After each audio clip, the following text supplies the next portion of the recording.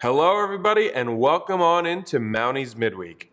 I'm Drew Patrick. On today's episode, we preview the biggest weekend for indoor track and field, plus we get ready for the start of both baseball and softball season.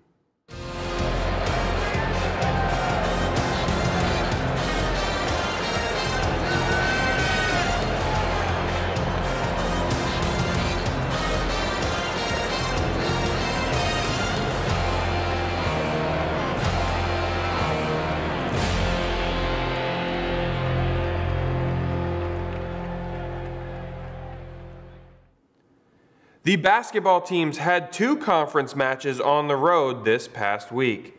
They traveled to Westchester on Wednesday. In the women's game, the Mountaineers got off to a quick start, but the second half, the Golden Rams pull away and take the game by a score of 61-46. Noelle Cameron had 10 points and 8 rebounds coming off the bench. On the men's side of things, the Mounties couldn't get things going early, and the Golden Rams got a big victory, 91-56. Taylor Sweeney was Mansfield's leading scorer with 20 points. The teams then took the road trip to Kutztown Saturday. The Golden Bears shot 60% from the floor in the first half to take a big lead that the Mounties could not overcome. Kutztown gets the game by a score of 90-58. They split the season series. Aaron Gibbons had 18 points and shot 70% from the floor on the day. In the men's game, Tyler Moff and Garrett Cook combined for 34 points, but the Mounties were unable to overcome a big Kutztown second half rally and fall by a score of 86-61. Both teams return to action this week as they travel to non-conference foe Salem on Wednesday, before returning home to Decker Gymnasium for Senior Day against Shippensburg this Saturday. The track and field team traveled to Cornell this past weekend. Caden Fisher and Nick Aukenbaugh led the way on the day. Fisher got the day started for the Mountaineers with a pair of strong performances in the men's 60-meter hurdles. In the first heat, Fisher compiled a time of 8.91 seconds before finishing with 8.3 seconds in the finals. That time was good enough for a new PR and a PSAC qualifying mark.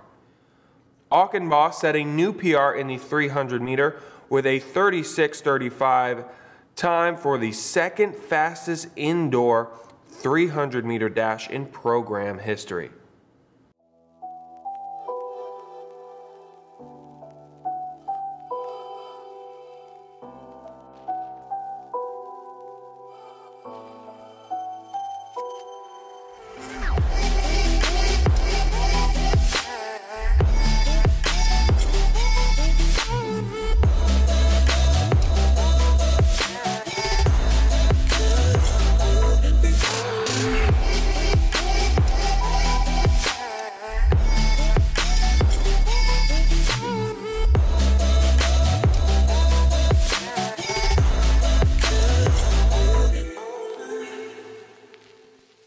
Yes, indeed. This weekend, 6 Mountaineer athletes will take part in the PSAC Indoor Track and Field Championships hosted by Edinboro University. Ryan Clifford, Nicholas Aukenbaugh, Quincy Amabile, Caden Fisher, Jenny Bellafleur, and Kenzie Jones all look to continue their successful seasons this weekend. A little later on the show, we will talk with coaches Mike Rohl and Tim McAninch about what they expect from these athletes this weekend. Here's what else is going on this week for Mountaineer Athletics.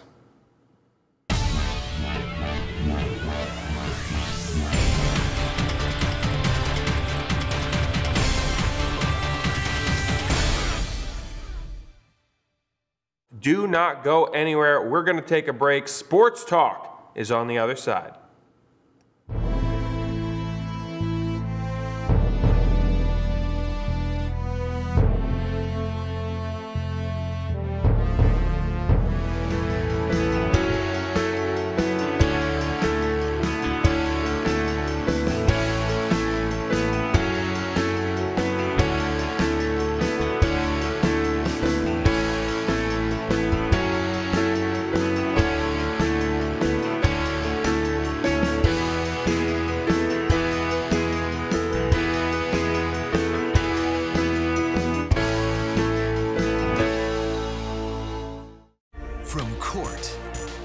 sport and lane to lane, under the lights or under the sun.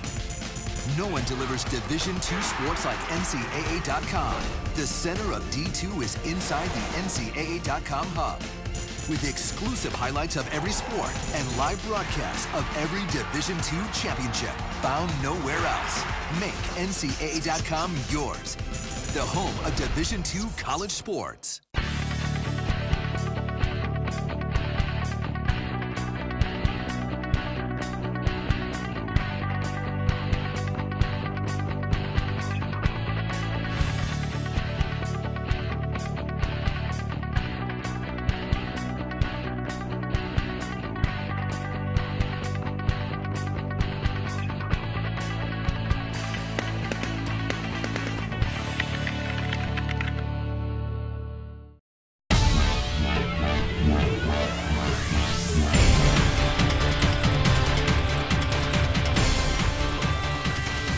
Welcome back here to Mounties Midweek. Let's switch gears now and talk the end of some seasons as we start to move towards the end of indoor track and field season with the PSAC Championships. And to talk about those PSAC Championships, to start, I'm here with Coach Mike Rohl. Thank you so much for stopping by. Thank you, Drew. So you have a couple of athletes that you are in charge of who are going to the PSAC Championships. Of course, it's in Edinburgh. It has been in Edinburgh. With the runners you have who have experience running in there, how important is that experience running on that track? That is a odd-shaped track. It's a 230-meter track, so splits are very different than the kids are used to. It's an odd distance. They run the distance races in lane 4, which makes it even odder at like 248 meters. So it's loud because of that dome. It's just this din that just like wears on your head. And there's a lot of people in there. You know, there's 600 people in that dome, so it's crowded. It gets warm, and it gets loud, really loud. So having been there before is a real benefit for them. And Ryan was there last year. Quincy was there last year. Kenzie, Jenny, obviously have been there a couple times. So they know what they're in for. So yeah. So let's start with the sprints with Jenny. What do you expect from Jenny with this field? It's in every time I could say it's a fantastic field. This is a great conference for track and field, but what do you expect for her in the sprints? Well, this is the first time that Jenny has qualified in all 3 sprint events, the 60, the 200, and the 400. And we've chosen for her to double in the 400 and the 200, and that's the first time she's going to do that. She leads off with the 400 trials. She's coming in ranked 12th. And there's always a possibility for her to advance to the finals. She races tough and she competes well, but she had a little bit of a problem last week after the Boston trip, the long Boston trip. She had a bit of a spasm diaphragm, which made her miss a whole week of training. So we're going to try to get her back to healthy and see where we can go. We thought maybe she had a good chance of making it to the finals.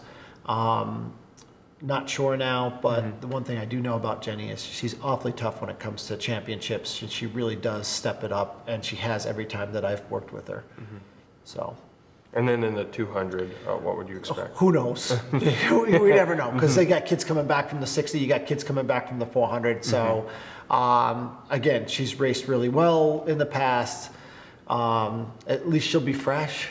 So there is that. But she is healthy now, so we'll see. We'll see what happens with that. So let's move on to the distance. Let's start with Ryan. What events is he doing this week? He's going to run the 5,000 and the 3,000. It was kind of an ironic thing. We came off of that long trip from Boston, and Jenny, Kenzie, and Ryan all got sick. So he's coming off of a weekend of illness. That's why he didn't race this past weekend. But he's got the #1 time in the 5,000 by 15 seconds over his teammate who's second, which is Quincy. We're going to look at that race plan. It typically doesn't go very hard. He's not much of a kicker, so we may be grinding it out from the front. And we'll see. But I've never had a male conference champion in the 5,000, and maybe this will be the first one. So.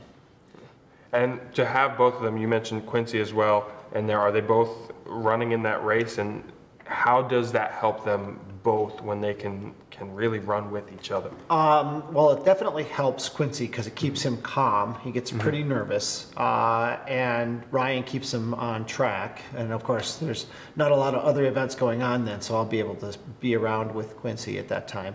But yeah, they know what they've got to do, and their goal is to go 1-2 and score, as many points as we can in that event. And then Quincy's going to come back the next day in the 3K.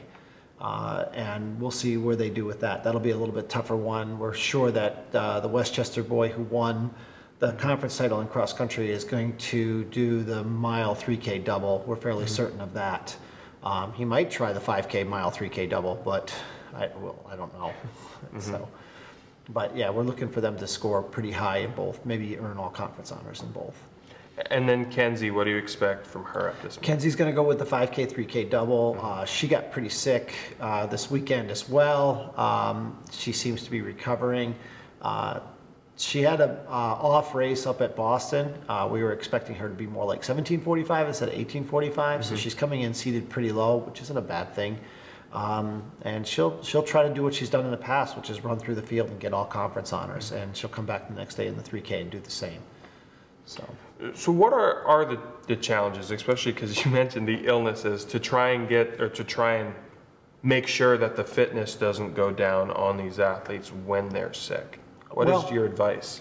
Well, what we do, first of all, we rest, right? That's so important. So many coaches will make the mistake of trying to force the kids to get out and run. And I don't. Ryan's, is a senior. They're all older and mature enough that they know what they're doing, so they're working on the things. So the first thing we did was we shut everybody down about Thursday, maybe a little bit earlier, and said, okay, let's focus on being healthy.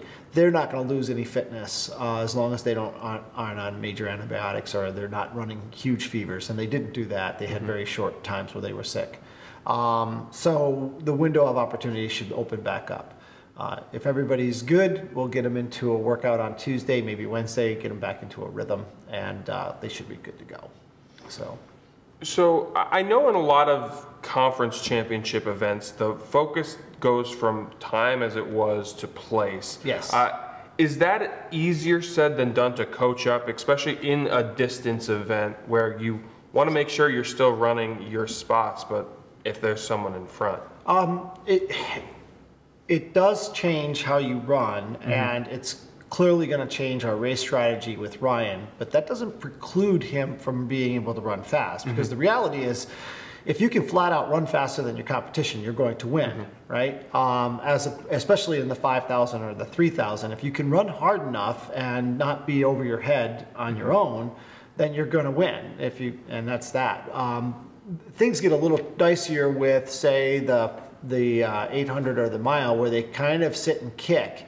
And then if you've got a guy who doesn't have a good kick, and that's one of the reasons why we're not running Ryan in the mile, is he can't really kick very well.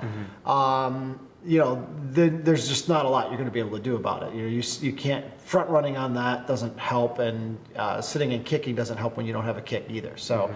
As opposed to in the past where I've had really good middle distance runners like a Chris Cummings or a Mike Robinson who have a devastating kick, we never worried about that. They had already qualified for nationals. They were coming in. They knew what they were. It was a tactical race.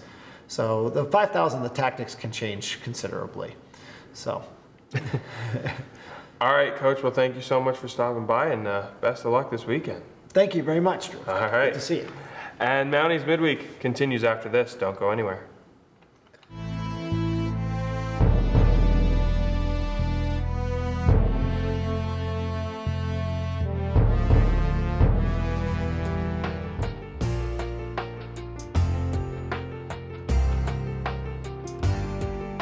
As I've gone through school, I've been trying to pay off my tuition as I go, and it wouldn't have been possible without the help of the Mansfield Foundation. The Mansfield Foundation already helped me a lot. As of right now, I don't have any school debt, whatsoever. And I know the Mansfield Foundation has definitely helped with all the scholarships that I've received over the years for that. The Mansfield Foundation has helped me out several times throughout my college career. They have helped keep my finances intact. If you have any sort of instincts, you can get a feel of good people and bad people. Like, the people at the foundation are as straightforward as they come.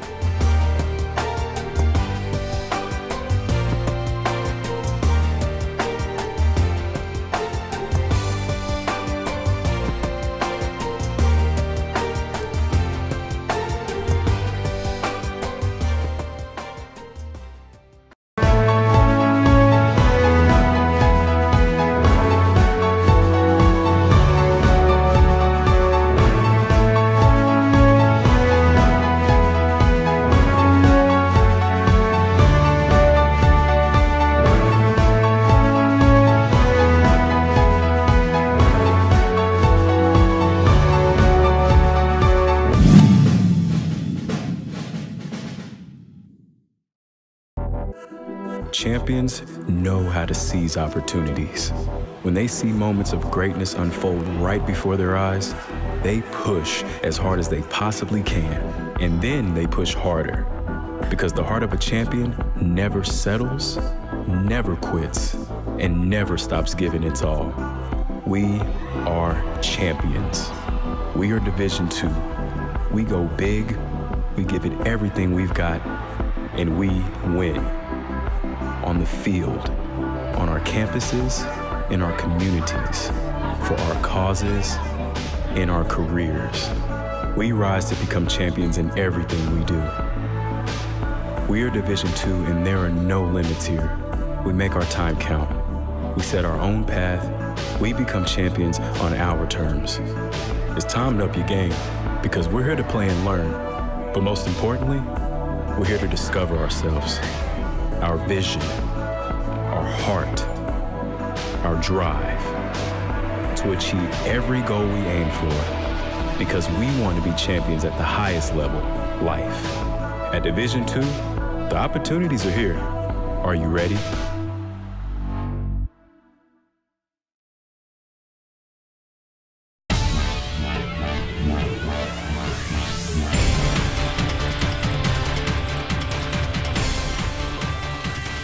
Welcome back here. Let's continue to talk track and field as we have the PSAC Championships coming up. And to continue that conversation, we go to the other coach here of the track and field team, Coach Tim McAninch. Thank you, Coach, so much for stopping by. Hey, thanks for having me again. But before we start with this week, let's actually talk a little bit about this past week up in Cornell. We have on video the lovely bet that Mamadou and Nick ended up doing for the for their race in the 200. No one had to shave hair. The hair was bet on it. But my point here is, when you have camaraderie like that, does that make it easier to help coach these guys when they're able to joke with each other? I think it does. I mean, they drive one another. Yeah, they kid back and forth, but it's all good-natured. They push each other well. I'm just looking forward to the outdoor season. And what were some of the standout things from that meet this past weekend? Nick had a great race in the 300. He was hoping for the school record, which is very low. Justin Johnson set that some time ago, and it's a very impressive number. And Nick's legs are pretty fresh, so I think we're where we need to be coming into the conference meet, so he had a good mark there. Caden ran nice in the hurdles, improved his personal best. He's not real happy with it because he's hitting a few hurdles here and there. If he cleans that up, he's got a pretty good shot to make a little bit of noise as a freshman in our conference, which is tough to do in the hurdles. For the girls in the vault, still improving, struggling a little bit yet in the indoor season, but I think we're in a good spot coming into the outdoor. How did it help them too that we had an alumni, Charles E. Bowen, also at the event, to see how she's done it, and she has a lot of the school records, for them to really see firsthand Charlesie do it? I know with Erin, she jumped with Charlesie last year. Olivia had not seen her jump yet.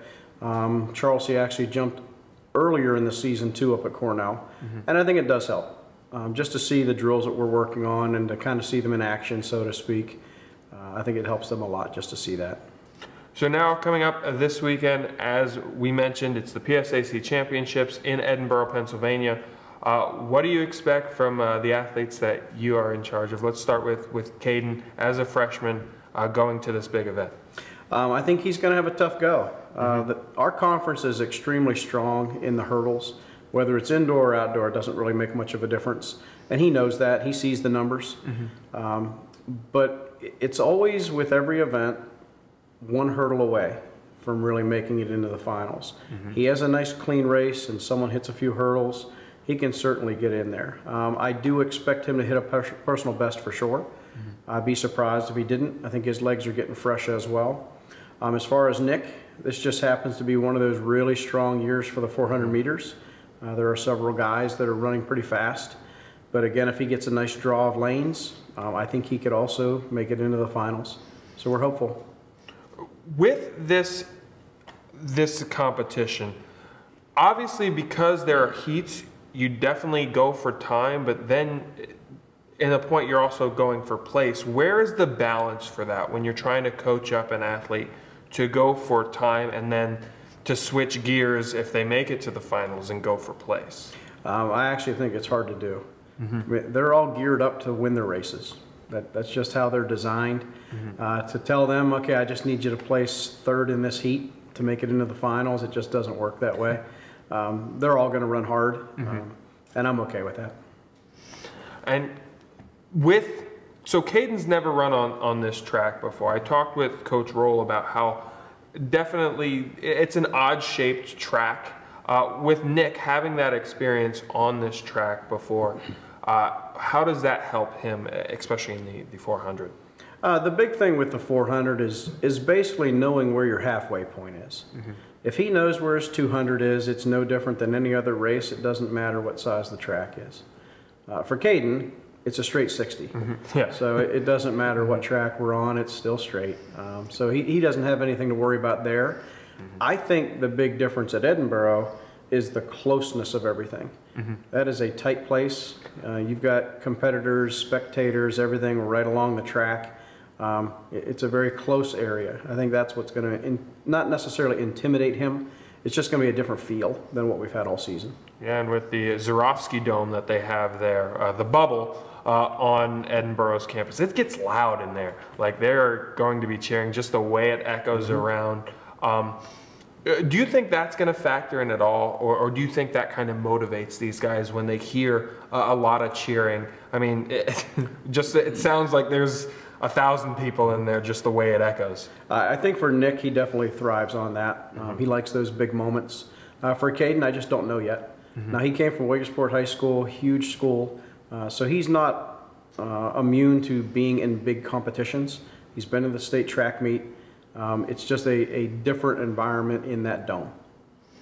All right, Coach, best of luck. Thank you. Coming up this weekend, and thank you so much for stopping by. Appreciate it. Thank you.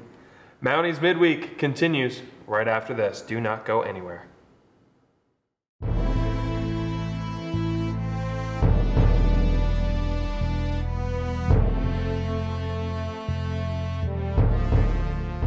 Part of Mother Nature's perfect blend, the keystone of the Keystone State. Visit Potter Tioga, a 2-county scenic outdoor haven conveniently located, yet worlds apart. With 10 state parks, 2 federal parks, and over 400,000 acres of state forest land, outdoor recreation certainly does live here, offering hiking, biking, horseback riding, ATV trails, hunting, snowmobiling, cross-country skiing, and so much more. Close to many urban areas, but far away from the hustle and bustle, you'll feel like you've found a hidden corner of the East Coast where you can experience world-class, authentic outdoor adventure. Whether it's a family outing, a personal challenge, or even a leisurely walk, it all takes on a new perspective in these spectacular surroundings. Follow our gurus through the Step Outdoor series at visitpottertioga.com and start planning your adventures today.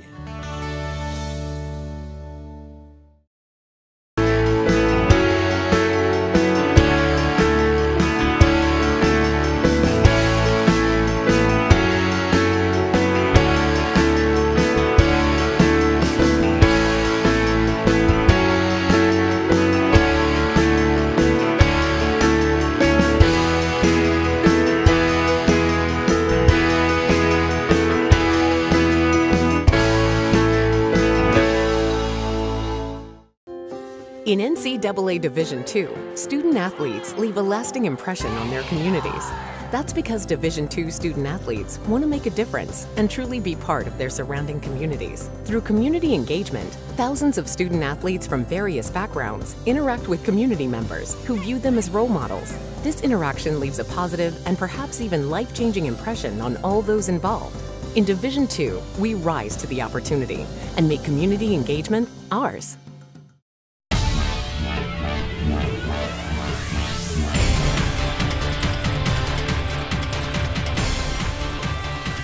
Welcome back here to Mounties Midweek. Let's now preview the next season coming up as we have softball starting this weekend, and we are joined by head coach Edith Gallagher. Thank you so much for stopping by. Thanks for having me. So as I mentioned, it's already starting to get time. People think the end of February, oh, that can't be softball time, but yes, indeed it is.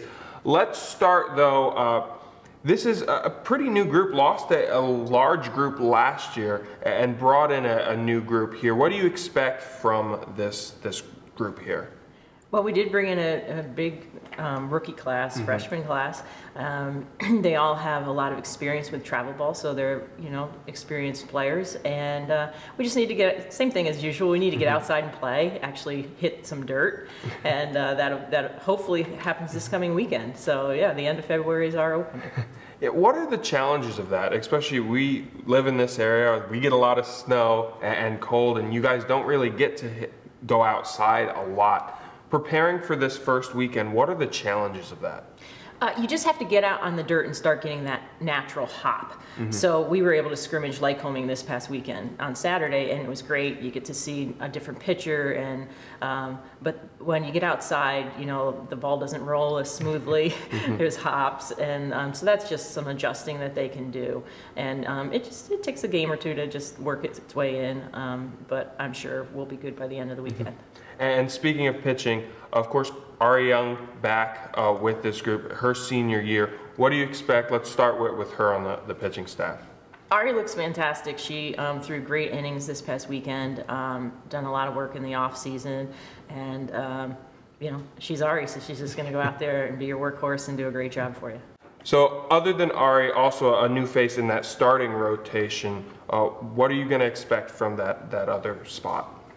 Well, we have a pitching staff of 6, so we have a lot of options, and Connor Decker's back, Brooke Royce is back, and then we added some new faces as well with Alexis Easling, Megan McGinley, and Shay Marks. So they bring a great deal of variety for us. So if you want somebody throwing an up ball, we can bring one of them in. You want somebody that's curve, off speed, anything. So we really like what our pitching staff is made up of this year, with so much flexibility in it to all different pitches and all different styles, and who wants to start and who wants to close, and we'll figure all those things out as we go. And then on the other side, batting, you bring back a couple of players who batted over 300. How important is that? Well, I'll start this too. What is the style that you guys want? Is it a power focus, or is it an on-base percentage and really just keep moving the bases? We're an on-base percentage type team. Now, everybody loves the home run. It's great. It's a big part of softball, especially with our bats.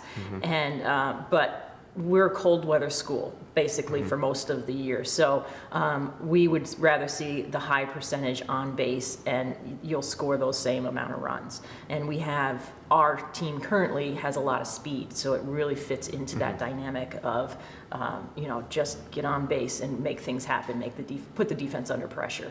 So, and we do have several outstanding bats coming back. We're not healthy right now, so we're hoping to get 2 starters back hopefully this week. It might be for the following week, but when they're back, we have a very good hitting lineup. So a lot of coaches approach preseason polls very differently. Currently 4th in the preseason poll that came out. How do you approach that with the team, or do you even focus on it at all? We don't. It's a media thing. I mean, I really, it's great that they do it, give softball a little bit of exposure, before we all start. But they really mean nothing. Where are you at the end? That's all we care about. So let's talk about this weekend. You faced Westchester twice, a PSAC opponent. Another team that from Pennsylvania University of Sciences that hasn't gone yet. and then Chowan, who actually has had 12 games under their belt already. So let's start with Westchester. It's a PSAC opponent. What do you expect, and what are you looking out for in those first matches? Westchester's a great club, usually regionally ranked. They've been, to regionals past 9 out of 10 years or something. So they're a team that puts pressure on your defense. They'll keep running until you stop them. And they are a team that, wants a high on-base percentage. So we expect a great game. They have played a couple of games, and so has Chowan, but, we just, in our first weekend, we need to get out there, get playing, see other pitchers, and, then we'll know what we have to work on when we come back. So that's a little bit of just, kind of trying to find our stride.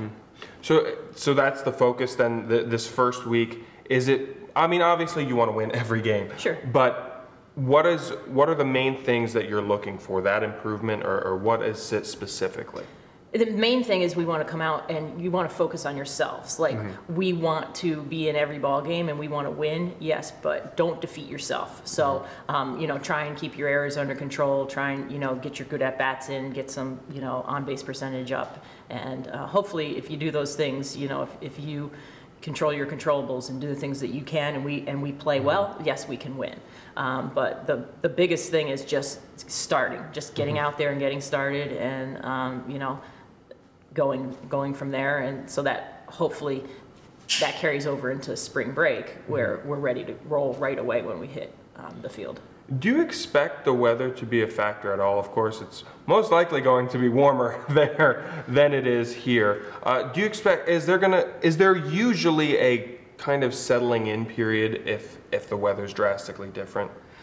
Well, there's a settling in period just going out and playing. So being on the dirt for the pitchers is much different than pitching inside. So there is that factor. And weather right now, and of course it's a week, 6 days out, but weather looks like it'll be a factor for this weekend with some rain. So like this week when it rains here, we have to get outside and play with a wet ball and get it's called gorilla grip, but it's a grip on the pitcher's hand that doesn't carry over to the ball, but get your seams, make your throws. So playing in the rain is different than obviously playing inside. And so opening weekend, that's not another factor you want to throw in, but that happens, and we'll go out and we'll handle it. All right, Coach, and we'll get you out on this. What are your overall goals for this season? Our overall goals haven't changed. We want to, be sure at the end of the year that we're in the hunt for a PSAC playoff spot. If you do that, then you've had a good year. And this team will take a little bit of time because we're young, but we have enough mix of veterans in there that we hope to do that. All right, Coach, thank you so much for stopping by here. Thank you. And Mounties Midweek will roll on after this. Do not go anywhere.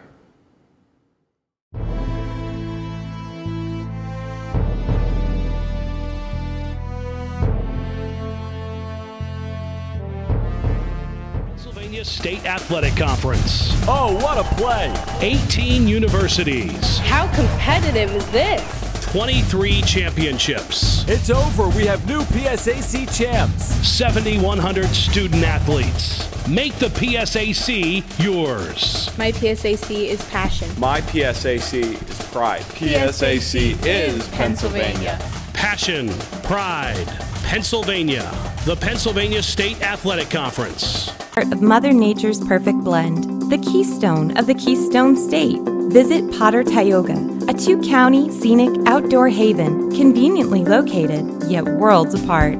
A place where you can kick back, unwind, and forget about the pressures of life.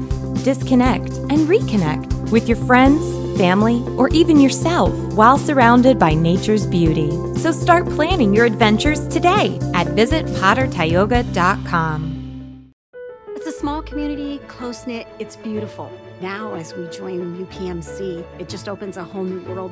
Together, UPMC and Susquehanna Health are bringing life-changing medicine to North Central Pennsylvania. UPMC brings extraordinary innovation to virtually every aspect of the work we do. Exchanging ideas, sharing research, it's a tremendous opportunity to learn in real time with world-class experts. Changing lives every day. UPMC Susquehanna.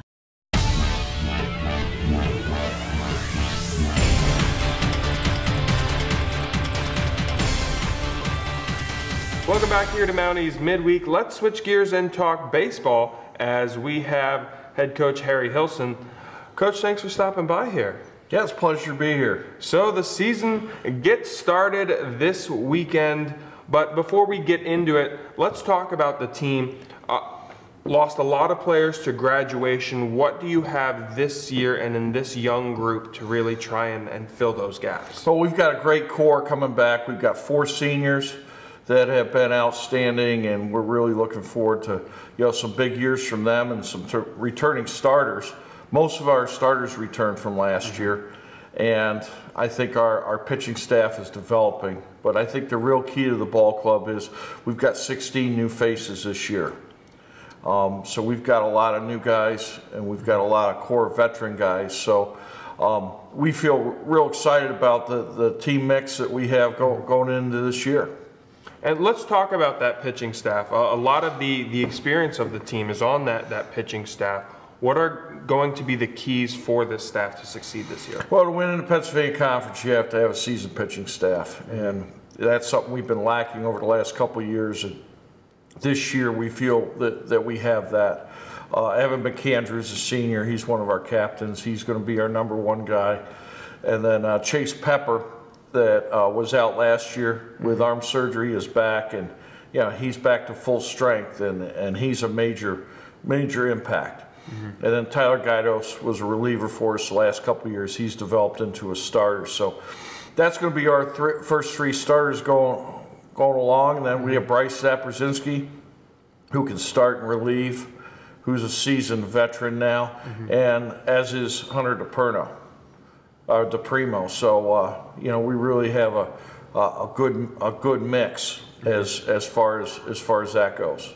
So with this group, obviously last year there were some moments of frustration. What do you have to do, and what have you talked with the team about to try and just completely erase what happened the previous year out of it? Well, I think every season you have your ups and downs, and I think you have to learn to work through the adversities. Baseball is a very humbling game. You've got some good pitching, you've got good defense, and we're going to score enough runs with those 2 things. That combined with a great attitude will get you wins in the Pennsylvania Conference. So what is the style that you guys are doing with the bats? Are you more of a power team, or are you more of a let's get on base, let's have speed and get those runs? What is the style? I think the biggest thing we concentrate is on having quality at bats, getting on base, and moving runners along, and just trying to get 1 run at a time, and then rely, like I said, on it. We're going to be a pitching, defensive oriented ball club. And Coach, now the challenges of really being here and preparing for the season here is the weather doesn't always cooperate. So what are the challenges of that? The fact you have to be pushed into the gym a lot, don't get a lot of time outside, and when you do, I've seen you guys on the turf a couple of times, but what are those challenges preparing for the first couple games? I think the biggest thing is just control the things that you can control. So, we work real hard on the fundamentals, and that's the biggest thing. Everybody has to play in the weather. Everybody in the Northeast is faced with the same challenges. So I think how you handle those challenges is what makes you successful. We've done that, through the years. We're the northernmost school in the Pennsylvania Conference. We're always the underdog. So that's not a negative for us. Those things are positives for us. Because we've dealt with that stuff since the beginning of time. With that underdog role, of course, the PSAC preseason poll, you guys were 8th in it. Do you use that as motivation, or do you just try to not focus on preseason polls at all? Well, we're just trying to focus on the things we can control, playing the game. And like I said, we've always been the underdog. We've never been highly favored. We're the smallest school in the conference. We just need to outwork people and hustle people, and let our pride take over and win some ball games. So this weekend, the first couple of matches, actually some PSAC teams in the PSAC MEC challenge there. 2 Erie schools, so I'm sure they're dealing with the snow as well. And Gannon and Mercyhurst. What do you expect from those two crews? Well, those are two of the best teams in the Pennsylvania Conference, and along with Northwood, they're a nationally ranked program. So this weekend is going to be probably the toughest weekend we're going to see in quite some time schedule-wise. So, we're starting out playing the best, and, we get off on the right foot and do some good things, get our innings in. The goal of these early season games, first 10, 15 games, is to get ready for conference play, because that's what it's all about. So we're going to be, mixing and matching, trying some new guys at new positions, and, seeing where we're at. Is it a good thing for these young players really to be thrown in the fire like that, to have look at some of these really good programs in the first week? Well, I think everybody you play is a good program nowadays, but I mean, that's why those guys are here, and that's why they came to school at Mansfield, was to play good teams and, to play good competition. So they're up for the challenge. I mean, this is what they're all about, and this is what they want to do. All right, Coach, so now I'll get you out on this. What are your overall goals for this season when it's all said and done? Our overall goals are to make the Pennsylvania Conference playoffs and win as many games as we can. Take it one day at a time and do our best. All right, Coach, thank you so much for stopping by here. Yep, I appreciate it. And Mounties Midweek will roll on after this. Do not go anywhere.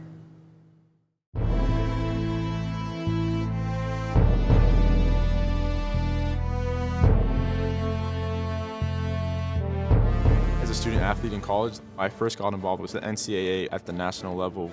It was through the Student Athlete Advisory Committee, PSAC, gave me an opportunity to advocate on behalf of all student athletes, to affect change and to make an impact. The NCAA is giving the student athlete a platform to voice their concerns and to be able to advocate for what's going to affect their well-being.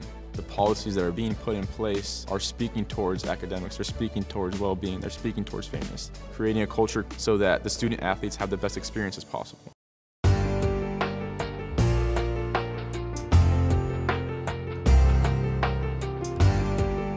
As I've gone through school, I've been trying to pay off my tuition as I go, and it wouldn't have been possible without the help of the Mansfield Foundation. I mean, the Mansfield Foundation already helped me a lot. As of right now, I don't have any school debt whatsoever, and I know the Mansfield Foundation has definitely helped with all the scholarships that I've received over the years for that. The Mansfield Foundation has helped me out several times throughout my college career. They have helped keep my finances intact. If you have any sort of instincts, you can get a feel of good people and bad people. Like, the people at the foundation are as straightforward as they come.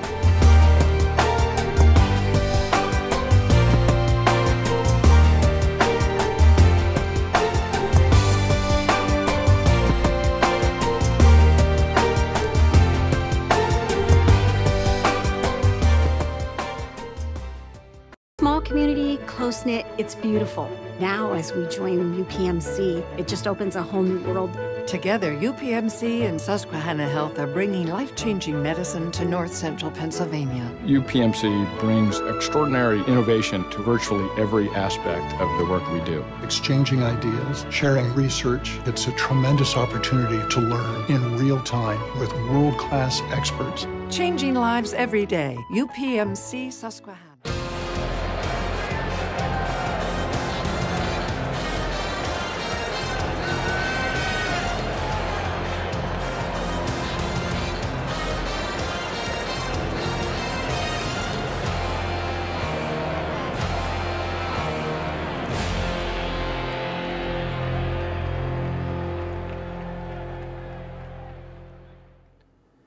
It is now time for play of the week. Let's start with last week. We had 3 plays, and it was a close vote, and based on your votes, this was your winner.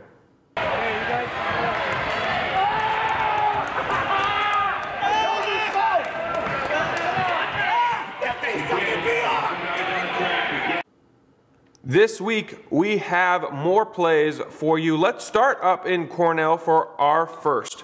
Caden Fisher in the 60-meter hurdles, going over the hurdles. That's a PR, that's a PSAC qualifying time for the freshman. That play is up against Nick Auchenbaugh in the 300-meter dash, zooming around the corner for the second fastest time in school history. You can vote for which one of those plays is your favorite by heading over to Twitter at Mountie All Access to vote. Results will be revealed next week.